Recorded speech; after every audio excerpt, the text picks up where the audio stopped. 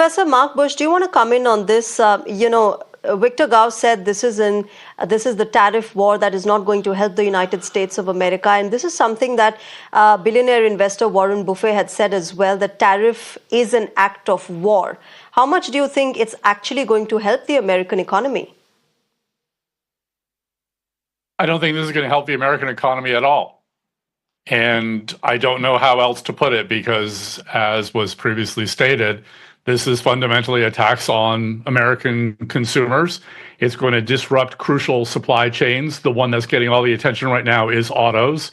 And at the end of the day, this is going to isolate the United States and the global economy by virtue of the fact that President Trump is defying U.S. tariff concessions under both the World Trade Organization and our preferential trade agreements, not least being USMCA, which is something that he penned himself.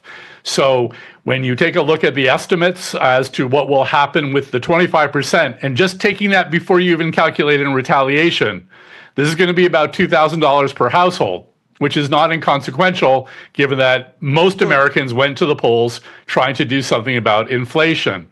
Add in the fact that Canada and soon Mexico will retaliate, and given the fact that the executive order that Trump originally issued has an escalation mechanism to raise the tariff in the event of Canadian and Mexican retaliation. Who knows where this is going? But I can tell you this, the market's just got a brief glimpse of the damage that will be done, and they're going to respond even more negatively in the coming weeks.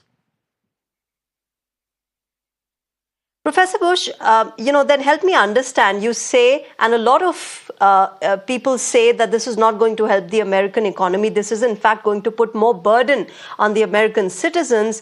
Why would Donald Trump then take such steps time and again, repeatedly, since he's assumed office for a second time? Is it just political messaging, or the businessman in Donald Trump has something in mind? He believes this, and he made that clear in the video that you showed to your viewers. He said, bring your car factories and your other production facilities here to the United States. We call this tariff skipping foreign direct investment. And he has a belief that if you raise a tariff wall, that to get on the inside, you'll relocate to the United States. This is a stunning refusal on the president's part to understand the complexity of the supply chain in 2025.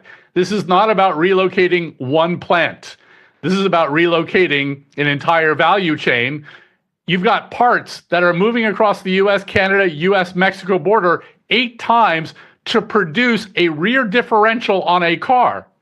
This is not something that will be done overnight. It won't be done for free. And for that matter, it won't be done in any reasonable way that won't inflict damage on the American consumer.